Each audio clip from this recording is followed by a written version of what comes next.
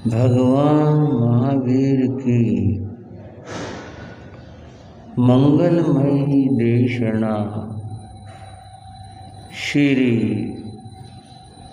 उत्तराधयन सूत्र की चर्चा चल रही। आप सभी प्रभु की वाणी बड़ी श्रद्धा मनोयोग के साथ श्रवण कर रहे। श्री उत्तराधयन सूत्र के हम एक उस अध्याय में पहुँचे हैं कि जहाँ ज्ञान की चर्चा है और जिसका नाम ही है बहुश्रुत अध्याय। श्रुत ज्ञान को कहते हैं। बहुश्रुत ज्ञान से संपन्न है, निर्मल ज्ञान से संपन्न है, विशेष ज्ञान से संपन्न। उस व्यक्ति का जीवन कैसा होता है जो श्रुत ज्ञान से संपन्न होता है। बंधुओं, ज्ञान होने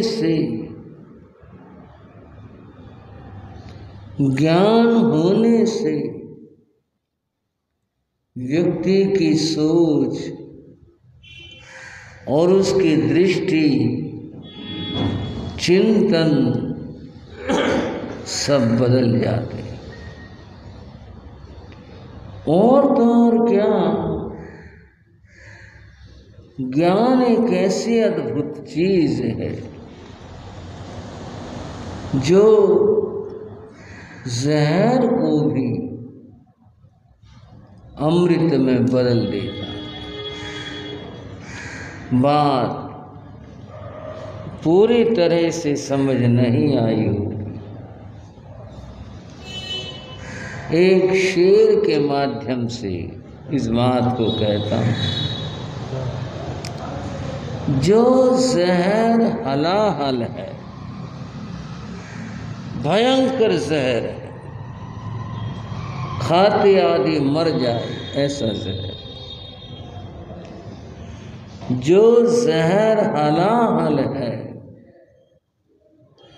अमृत भी वही है, लेकिन वो अमृत भी है, पर कब है मालूम ही नहीं तुझको, अंदाज जो पीने का। कितना खाना चाहिए, ज्ञान की बात। जहर और खाने की बात ये भी है। वैद्य लोग जहर का प्रयोग करते हैं, उपचार में करते हैं। जिस जहर से व्यक्ति की मृत्यु हो सकती है, उसी विष का केवल मात्रा के भेद से, अनुपान के भेद से रोगी को देते ही रोगी ठीक होता है। कैसे ठीक हुआ? क्योंकि वैद्य को ज्ञान है यह कितना लेना चाहिए, किस अनुपान के साथ लेना चाहिए। इसलिए जहर भी ज्ञान के द्वारा अमृत में बदल जाता। ये तो व्यवहार की बात रही। अब आपको मैं शास्त्र की बात बता रहा हूं। शास्त्र में सम्यक दृष्टि और मिथ्या दृष्टि इसकी चर्चा आई। सम्यक दृष्टि जिसकी सोच, जिसका चिंतन सम्यक सही है,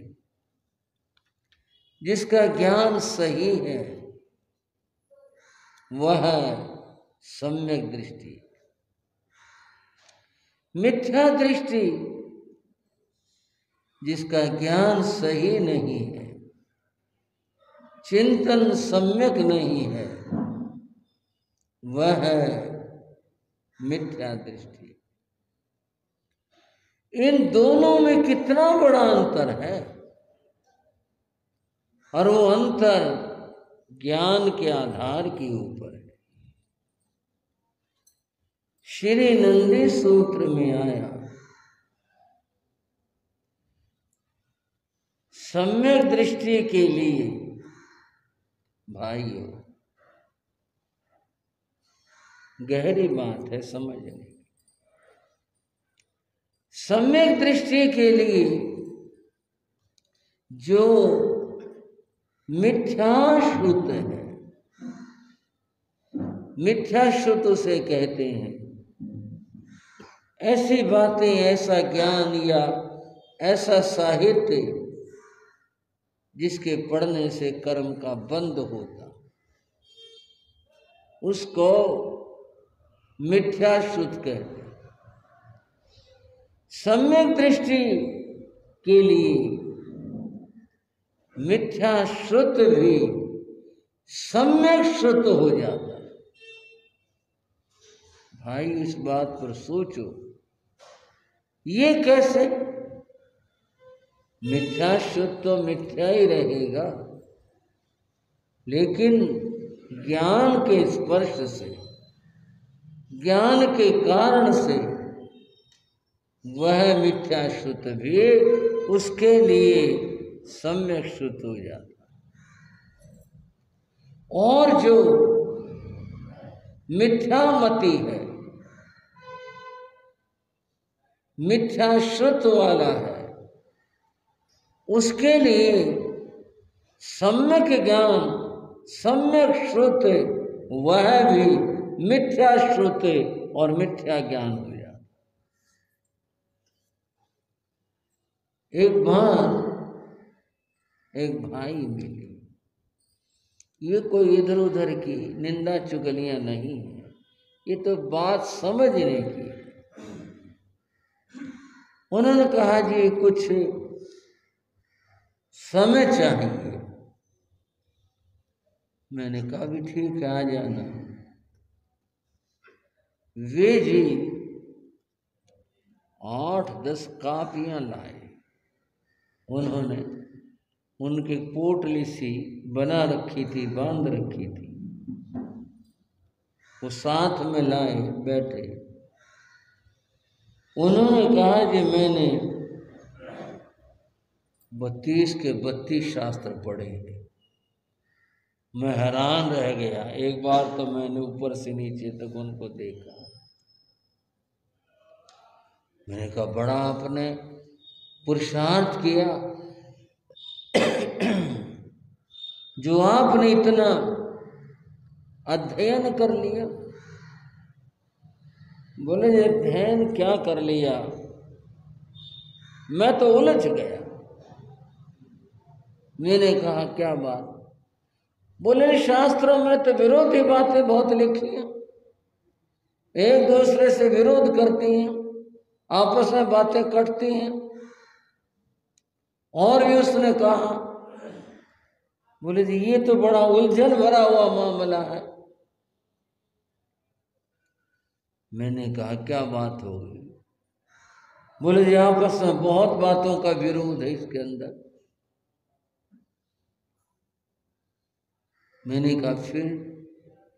बोले जी मैं तो इन सबको गलत मानता हूं।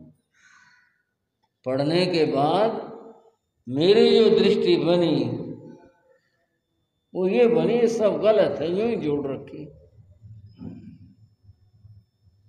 और मैंने ये कापियां सारे ऐसे प्रसंग लिख रखे हैं जिनमें विरोध है। भाई आपने जैसा भी सोचा, गुरु कृपा से पढ़ा तो हमने भी, हमें तो ऐसी कोई बात कहीं लगी नहीं। हमें तो सर्वत्र ज्ञान का ही दर्शन हुआ, कहीं इस तरह की कोई बात लगी नहीं। तो मैंने कहा देखो, मैं सारे जितने आपके प्रश्न हैं इतना न तो समय होगा और इतनी चर्चा भी मुश्किल है। कुछ एक दो बात कर लेते जो आपके विचार की हो, मन की हो, इसके अंदर ऐसे आई हो, उसकी चर्चा कर लेते हैं, समझने की कोशिश कर लें कि ये कैसे और क्यों करे, किस तरह से। बंधु उन्होंने एक प्रश्न रखा, बोले यंत्र दशांक सूत्र में आया 3.5 करोड़ तो यदु कुमार थे, 3.5 करोड़, और बाकी और लोग वो सब अलग रहे। तो बोले ये कोई बात जचने की है, ये कोई बात मानने की है? इतने एक नगर में इतने आदमी, 3.5 करोड़ तो यदु कुमार हैं और बाकी सब लोग। तो बोले ये ऐसी ऐसी बातें लिखी हुई है शास्त्र। मैंने कहा भाई बस यही समझने की बात है। मैंने कहा वहां जहां आपने ये पढ़ा है वहां कोड़ी शब्द आया। बोले हाँ जी, लिख रखा था उसने।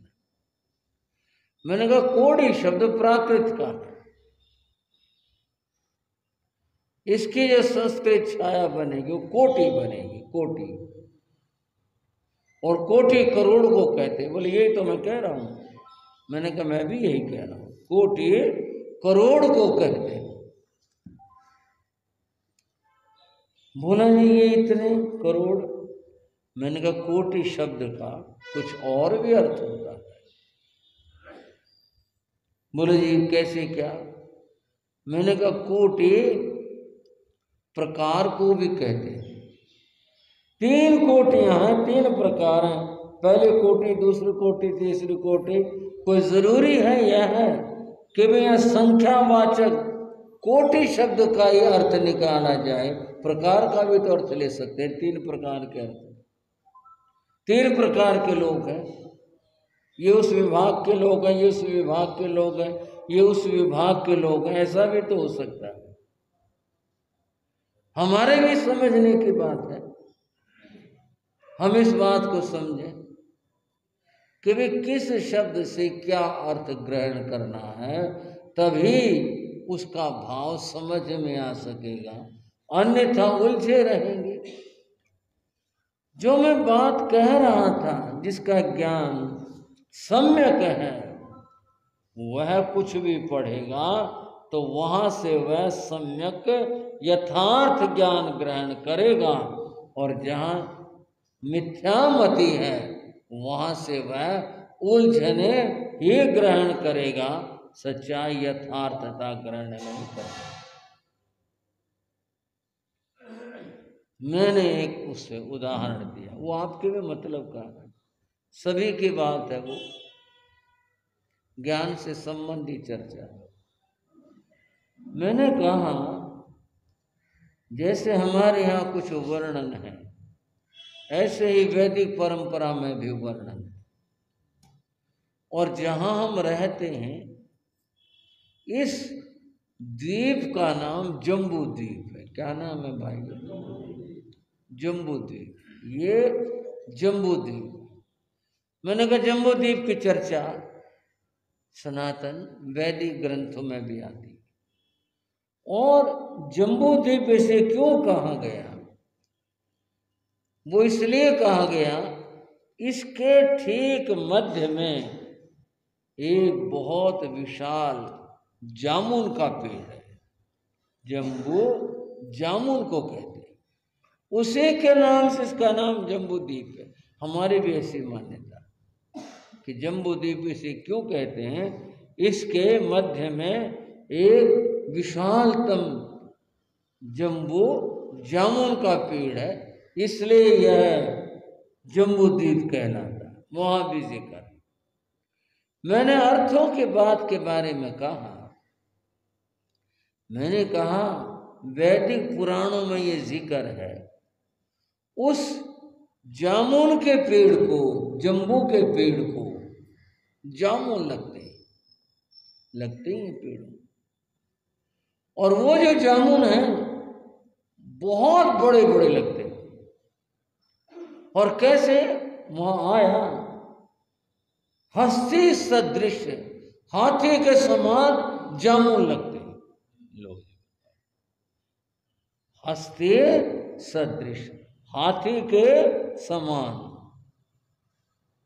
हाँ जी, तो बात हुई हाथी के समान, इतने बड़े बड़े जामुन का अगर फल लगेगा, इतने बड़े बड़े, कितना बड़ा तो पेड़ होगा, क्या होगा इसका, कैसे लटकेंगे, कैसे होगा, इतने हस्ती सदृश जामुन लगते। बस यहाँ ये सोच है, विचार यही है। यहां सदृश शब्द आया, हस्ती मैंने तो हाथी, सदृश जो है वह है उसके समान। अब उसके समान के दो अर्थ हैं, एक तो यह है उस जितने विशाल और बड़े बड़े जामुन, सदृश का एक तो अर्थ ये हुआ, एक अर्थ ये हुआ हाथी सदृश, हाथी के समान काले काले जामुन लगते हैं। भाई आनंद तो ले लो थोड़ा, हाथी के समान कैसे लगते हैं, काले काले लगते हैं। ऐसे बेचने वाला नारे लगाता, काले काले काले काले करते रहते, उसको हाथी के समान काले काले जामुन लगते हैं। मैंने कहा अगर ये अर्थ कर ले तो फिर क्या हो, फिर कौन सी समस्या। जामुन होते काले काले हैं, जामुन होते इस प्रकार के हैं। ये सब सोच है, अगर हमारी सोच विपरीत है हमें सब विपरीत दिखाई देगा।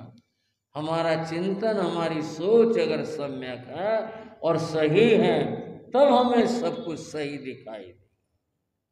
इस श्रुत के ज्ञान की बड़ी महत्ता। जब ये बात कह दी सम्यक श्रुत वाले को, मिथ्या जो ज्ञान है वह भी सही अर्थ देने लगता है, और जिसका चिंतन मिथ्या है, जिसका ज्ञान मिथ्या है, उसके लिए सब कुछ मिथ्या हो जाता। इसलिए कहा नाणम तय्यम चक्षु, ज्ञान व्यक्ति का तीसरा नेत्र है। दो नेत्र तो ये हैं, सबके पास हैं, जिससे हम जगत का, बाह्य जगत का दर्शन करते हैं। दो नेत्र तो ये हैं। जो ज्ञान है वह तीसरा नेत्र है। और इसकी एक बड़ी वैदिक परंपरा की मधुर कथा है कि शिव जी को, शिव को तीसरा नेत्र होता माथे के नीचे, यहाँ होता।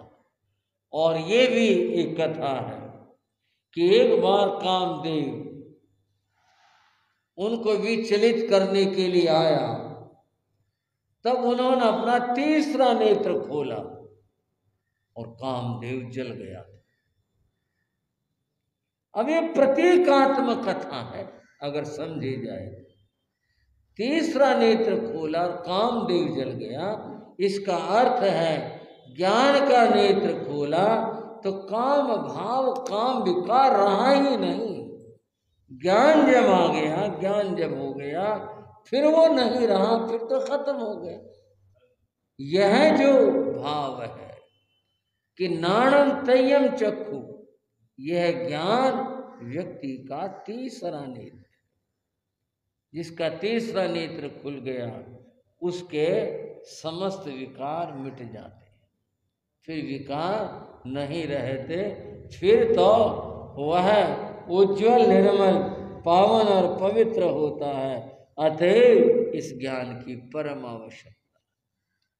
अब बात यहां से करते, अह पंचहिंग ठाणे जेहि शिक्षा न लभई, थम्भा कोहा पमायणम रोगेण अलस्य नहीं है।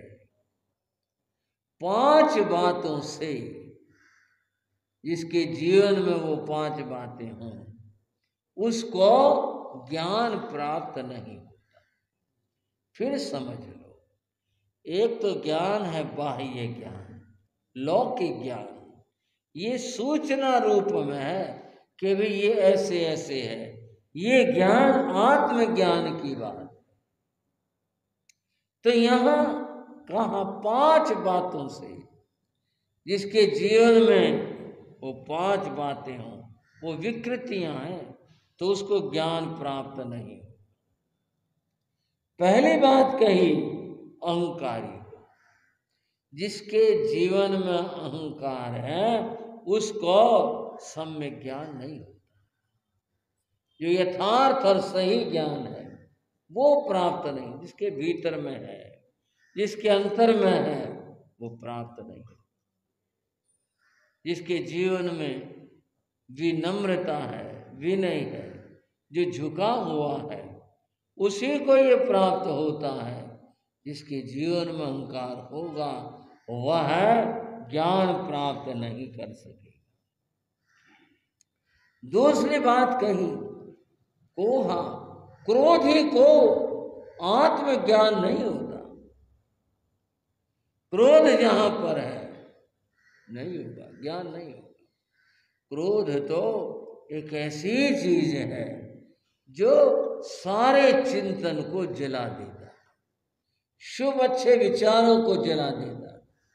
क्रोध आने के बाद सही चिंतन तो रहता ही नहीं है, फिर तो आदमी क्या अनर्थ कर दे, उसको पुण्य और पाप का भान ही नहीं रहता कि ये सही है गलत है, क्या कर डाले कुछ नहीं पता।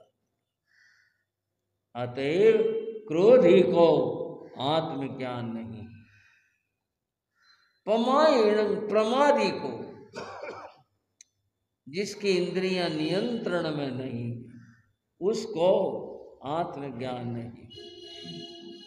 वह तो सदैव जो इंद्रियों के विषय है उनमें ही लगा रहता, वह आत्मा की ओर आता ही नहीं है।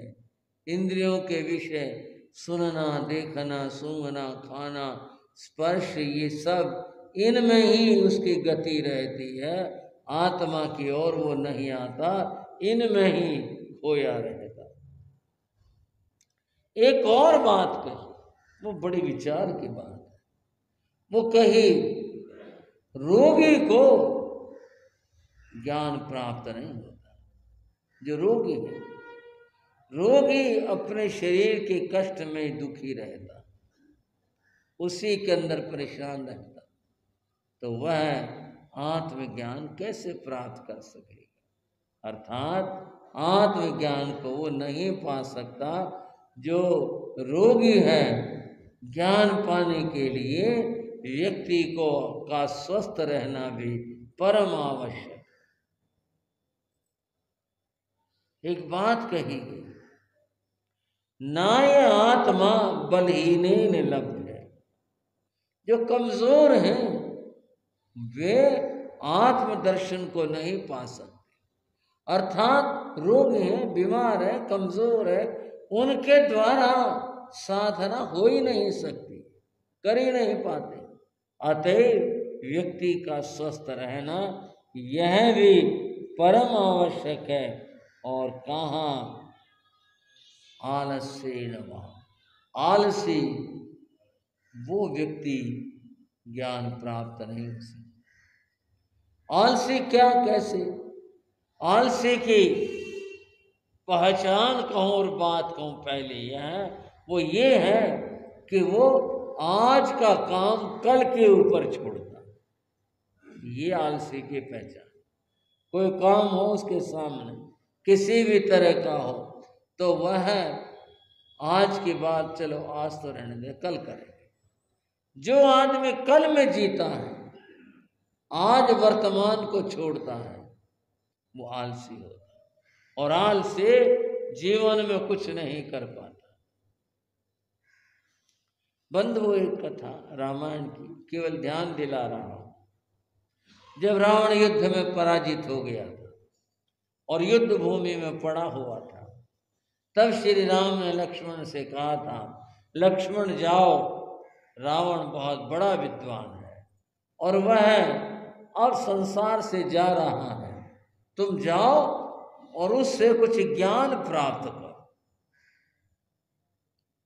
अगर थोड़ा सा रुक करके आप सोचें, शत्रु जिससे इतना युद्ध चल रहा था, इतना सब जिसके प्रति जो कुछ हो रहा था, और इतना बड़ा अपराधी जिसने सीता जी का अपहरण किया था, उसके प्रति भी श्री राम की दृष्टि क्या थी कि वह बहुत बड़ा विद्वान है और धरती से जा रहा है, तुम जाओ और उससे कुछ ज्ञान प्राप्त करो।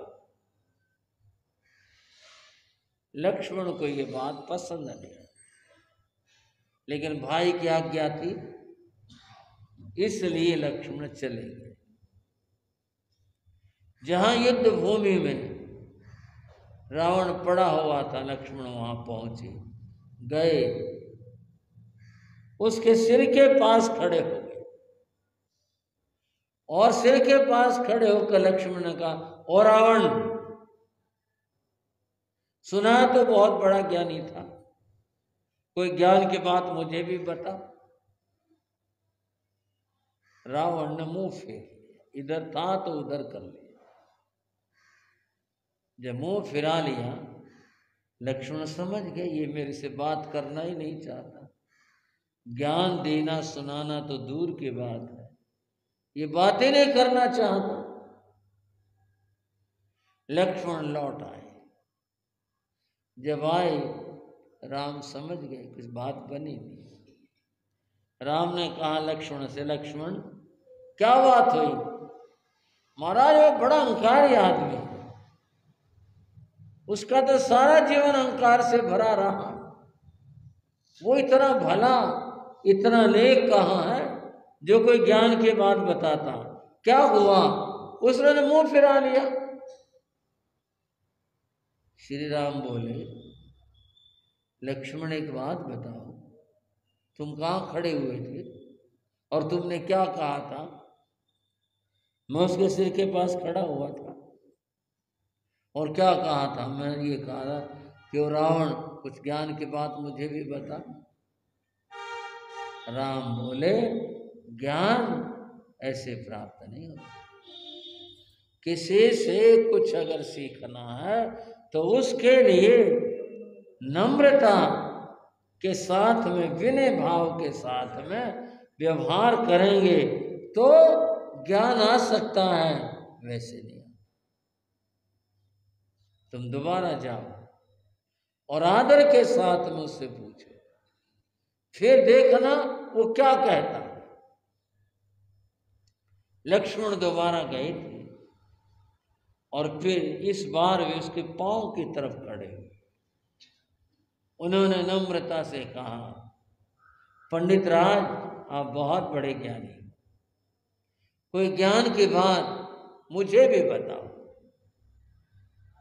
तो रावण उस दशा में मुस्कराया, बोला, हाँ, ये सीखने का तरीका हुआ, ये कुछ ज्ञान पाने का तरीका हुआ।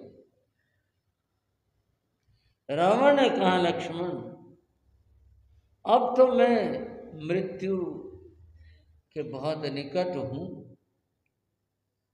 मैं ज्यादा बोल भी नहीं सकता, इस समय में कोई तुम्हें ज्ञान दूं, ये मेरे लिए शक्य नहीं।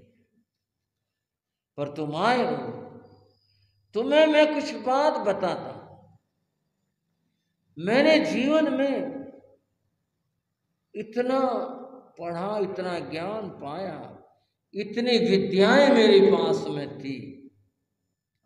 अगर मैं चाहता तो मैं समुद्र के पानी को मीठा बना देता। दुनिया पीती, कभी पानी का भाव नहीं होता। मेरे पास वो कला थी, मेरे पास वो ज्ञान और विद्या थी। मैं समुद्र के पानी को मीठा बना देता, परंतु मैं बना नहीं पाया। उसने और भी कहा, मेरे पास ऐसे विद्या, ऐसी कला थी। सोना इतना महंगा होता है, इतना मूल्यवान है, लेकिन बस धातु है। मैं सोने में सुगंध पैदा कर देता।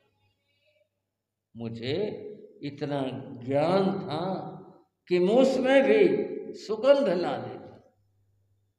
रावण ने कहा, लोग मर करके स्वर्ग में जाते हैं, मैं जीवित आदमी स्वर्ग में चला जाए, इतना ज्ञान मेरे पास था। मेरे पास तरह तरह की विद्याएं थी, पर मैं ये कर नहीं पाया। क्यों नहीं कर पाया? मैं ये सोचता था, क्या जल्दी है, कल कर लेंगे, फिर कर लेंगे, अभी तो कोई पानी की कमी नहीं है, कोई ऐसी बात नहीं है। अतः मैं ये सोचता रहा। परिणामतः है मैंने समुद्र का पानी मीठा नहीं किया, न मैंने सोने की बात की, न मैंने स्वर्ग में जाने की। मैं बस हमेशा ये सोचता रहा, अभी क्या जल्दी है, फिर कर लेंगे। परिणाम यह हुआ, आज मैं संसार से जा रहा हूं और मेरे कार्य सारे अधूरे अपूर्ण रह गए जो मैं कर सकता था। तो मेरे पास कुछ ज्ञान लेने, शिक्षा लेने आए हो, तो मैं तुम्हें कहता हूं, जो करना है वह आज कर लेना चाहिए, कल की प्रतीक्षा मत। यहां आया, रोगेण आलस्येण वा, आलसी व्यक्ति ज्ञान प्राप्त नहीं कर सकता। और आलसी व्यक्ति कौन होता है? जो आज के, अब के, वर्तमान के कार्य को कल के ऊपर छोड़ता है, वो आलसी होता है। जो करना है वह हमें आज ही कर लेना चाहिए। श्री उत्तराधीन सूत्र में पीछे चर्चाओं के अंदर आया, आदमी क्या सोचता है, कर लेंगे धर्म ध्यान, फिर कर लेंगे, अभी क्या जल्दी है, उम्र पड़ी हुई है, आगे कर लेंगे, वृद्धावस्था में कर लेंगे, और यूं करते हुए जीवन बीत जाता है। फिर आदमी खाली हाथ रह जाता है। अतः 5 बातें यहाँ कही भगवान ने कि इन 5 बातों के कारण से व्यक्ति ज्ञान प्राप्त नहीं करता। इनको छोड़कर, इनका परित्याग करके फिर ज्ञान प्राप्त कर पाता है ये। कुछ और बातें कही, अठें ठाणे सिक्खा सीले ते उच्चई। 8 बातें और बताई जिनका आचरण करने से व्यक्ति शिक्षाशील अर्थात ज्ञानी बन जाता है। कुछ और बातें कही, उसमें सबसे पहली बात कही, ऐसिरे सयादंते, आदमी हास्य, हंसी, हास्य को जीने वाला है। आप कहोगे हंसी तो अच्छी होती है, बात समझ लें। जो आदमी हास्य में फंसा रहता है, वो इधर उधर की बातों में लगा रहता है, वो गंभीर नहीं बन पाता अपने काम के प्रति, अपने ज्ञान के प्रति, अपने अध्ययन के प्रति। उस व्यक्ति को गंभीर होना चाहिए। हास्य में जीने वाला जो होगा वह अपना समय नष्ट करता। दान, इंद्रियों को दमन करने वाला होना चाहिए। और कहा, ऐ निंदक, इधर उधर दूसरों की बातें न करे। बहुत लोग हैं जो अपना समय दूसरों के चर्चाओं में खोते हैं, वो समय खोते हैं और अपना जो उद्देश्य है उसको प्राप्त नहीं कर पाते हैं। और जो नाशीले शीलवान नहीं होता उसे ज्ञान नहीं मिलता। शीलवान को ज्ञान प्राप्त हुआ करता है। रस लोलुवे, जो जिह्वा का लालची होता है वो भी ज्ञान प्राप्त नहीं कर पाता। और कहा अक्रोधी, क्रोध को जीतने वाला ज्ञान प्राप्त कर पाता है। और सत्यवादी ज्ञान प्राप्त कर पाता है। जो विनीत है वो ज्ञान प्राप्त कर पाता है। इस तरह कुछ बातें इसमें जो सद्गुणों के सूचक हैं वे बताई। और कहा इस रास्ते पर चल करके व्यक्ति ज्ञान प्राप्त कर सकता। जो व्यक्ति ज्ञान प्राप्त कर लेता है अब उसका जीवन कितना सुंदरतम हो जाता है ये भी यहाँ पर बताया। इस चर्चा में कहा वसे गुरुकुले नित्यम जोगवम उभाणवम पियं करे पियम वाई से सिकम लद्धु मरिहई। जो ज्ञान सीखना चाहता है उसको सदा गुरु के पास रहना चाहिए, गुरु के पास बैठना चाहिए और इधर उधर की बातों में से रस नहीं लेना चाहिए।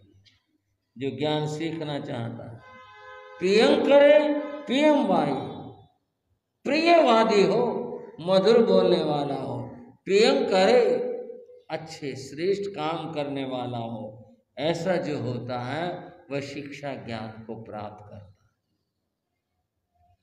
अब कहा जब व्यक्ति ज्ञान से संपन्न हो जाता है तब उसका जीवन कैसा होता है।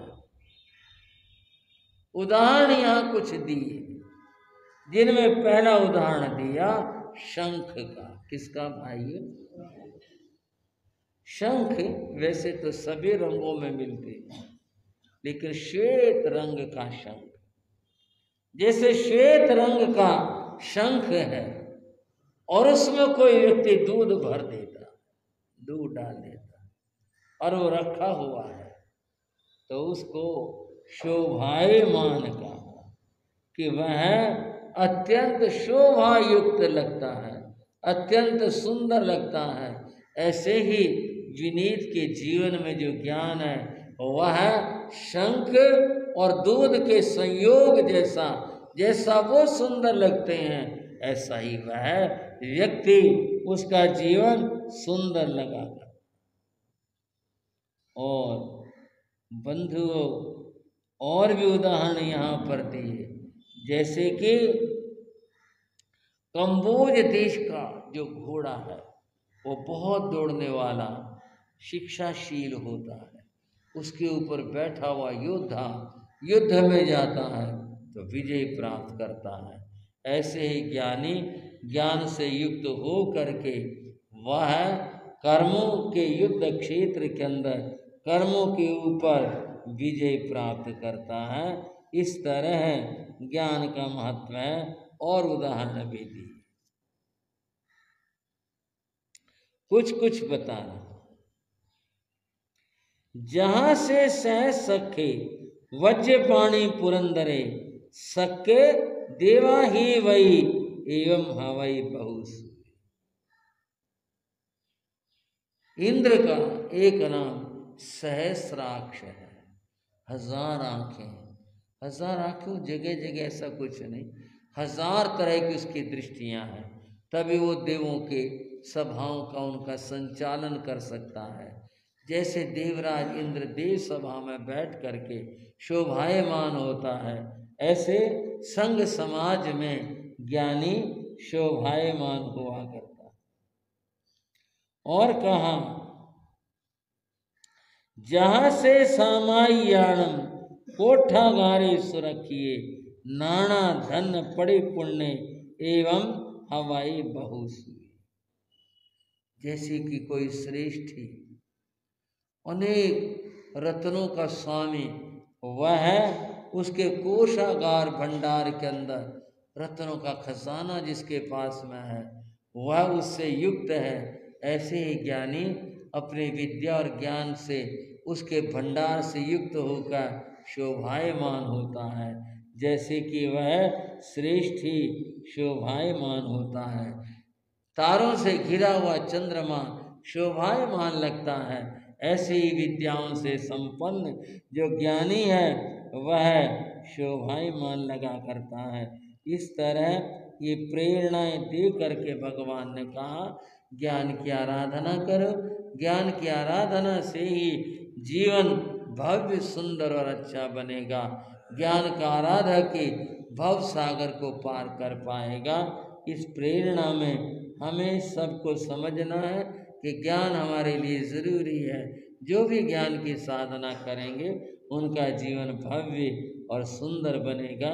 इस तरह इस अध्याय में ज्ञान की चर्चा है और इस चर्चा को विराम देता हूँ और अब चर्चा करता हूँ पूज्य गुरुदेव की कि जो ज्ञान से संपन्न महापुरुष थे उनके जीवन। बोलो सब मिल कर नर नार, राम कृष्ण गुरु जय जयकार। बोलो सब मिल कर नर नार, राम कृष्ण गुरु जय जयकार। जय जयकार। राम कृष्ण गुरु जय जयकार। बोलो सब मिल कर नर नार, राम कृष्ण गुरु जीवन विद्या का प्रतिमा, 14 भाषाओं का ज्ञान। जीवन विद्या का प्रतिमा, 14 भाषाओं का ज्ञान। मानो निर्मलता का सार, राम कृष्ण गुरु जय जयकार। मानो निर्मलता का सार, राम कृष्ण गुरु। बोलो सब मिल कर नर नार, राम कृष्ण गुरु।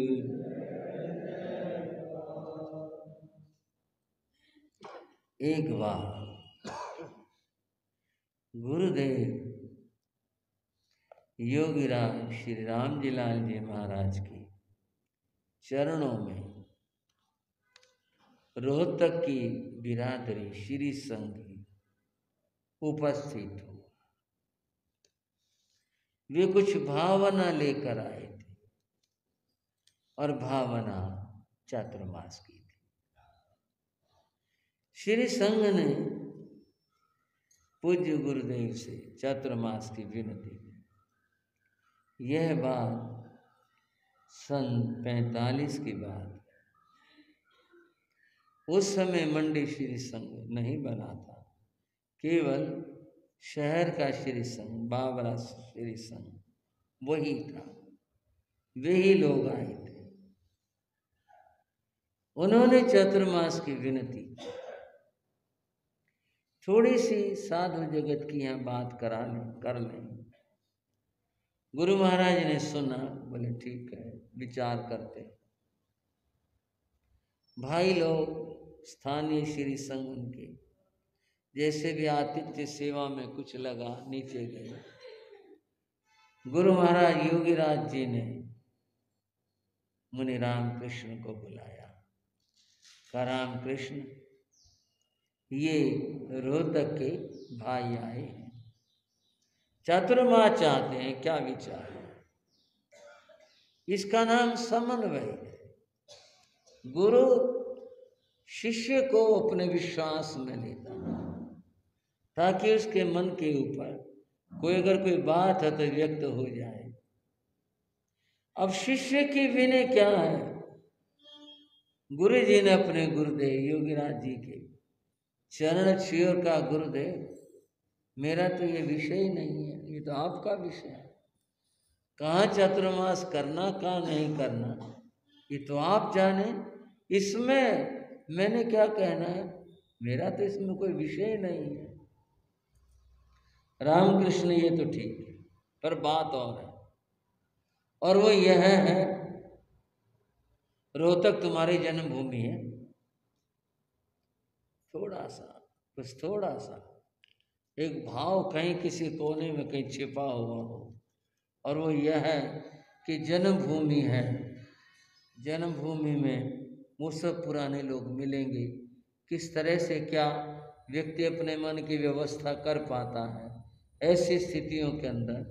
तो इसलिए मैंने कहा अगर तुम्हारा जैसा विचार हो संकेत करो, मेरा कोई विचार नहीं, जैसे आपकी इच्छा हो, जैसे आपकी आज्ञा हो।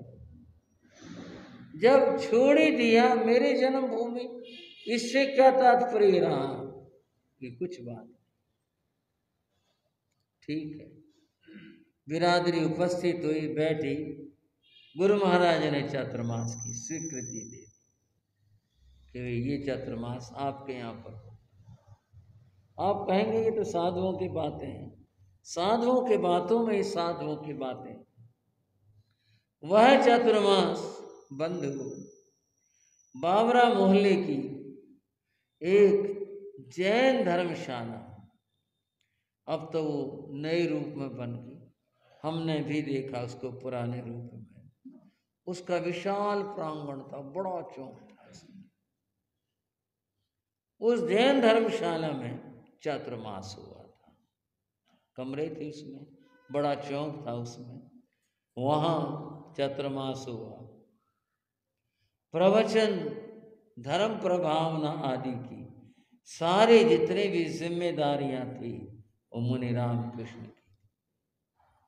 बंधुओं, ये तो सारे चातुर्मास अच्छे होते हैं, पर वो चातुर्मास ऐतिहासिक चातुर्मास बना, और वो ऐसे बना कि गुरु महाराज अपनी ज्ञान शिक्षा से संपन्न थे, आगम से संपन्न थे, और विविध धर्म ग्रंथों से संपन्न थे।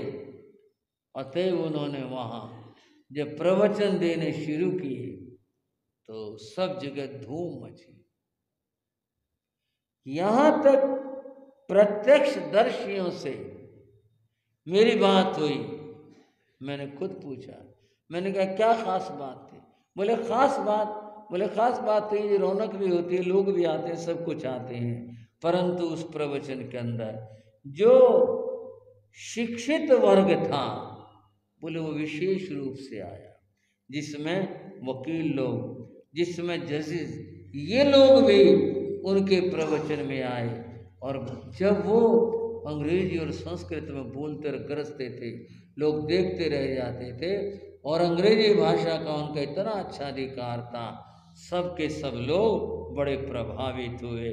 और उनके एक दो प्रवचन कोर्ट में भी हुए, वहाँ भी उन लोगों ने करवाए, और बहुत ही भव्य चातुर्मास हुआ।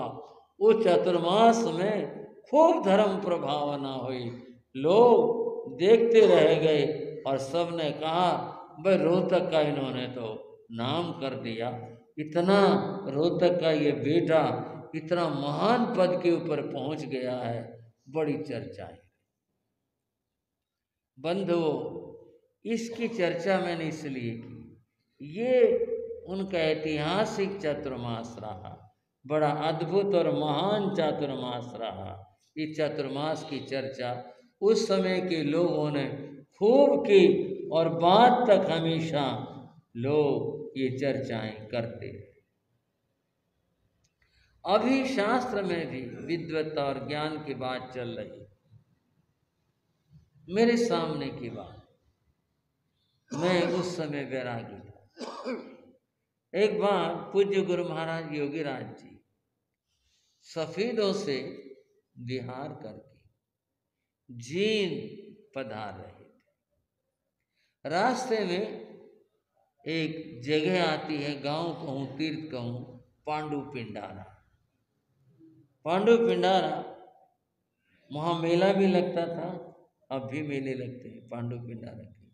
पांडु पिंडारा तीर्थ माना जाता है वैदिक परंपरा में।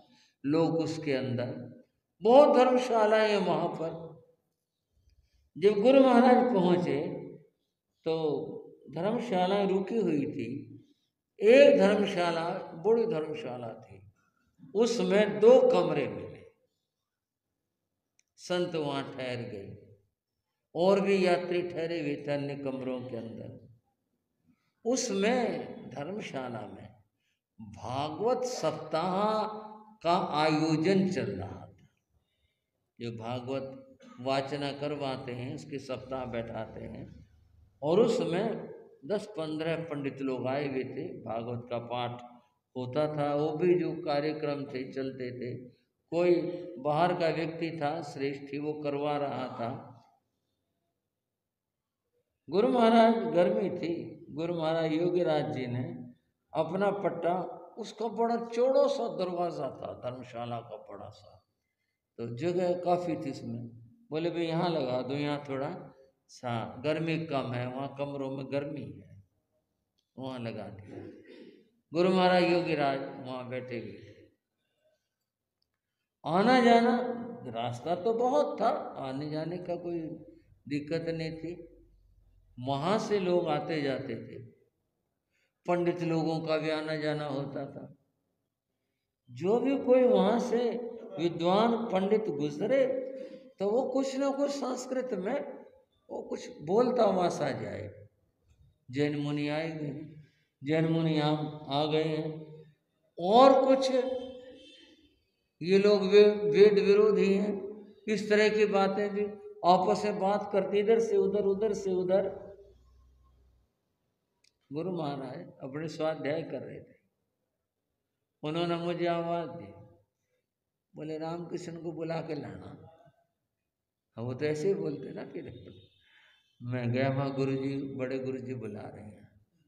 गुरुजी आए, बोले जी आज्ञा। बोले वे पता नहीं ये पंडित यहाँ से गुजरते हैं, जैन मुनि समझ में आती है, मेरे पता नहीं क्या करते हैं, यहाँ बैठ जाते मेरे पास में, क्या कहना चाह रहे हैं ये समझ में नहीं आ रहा। तो गुरुजी वहाँ बैठ गए, उनके आज्ञा से 3-4 पंडित, वही जिस तरह होता है, तिलक लगाए हुए अपने उसी तरह की वेशभूषा जो पाठ वाठ में होती है, उसी वहाँ से गुजरे और उन्होंने भी बात करी। गुरुजी संस्कृत में बोले जैन मुनियों को देख करके पंडित लोगों का आश्चर्य क्यों हो रहा है? क्या आप लोग अनभिज्ञ अनजान है क्या जैन मुनि और जैन धर्म से, जैन दर्शन से?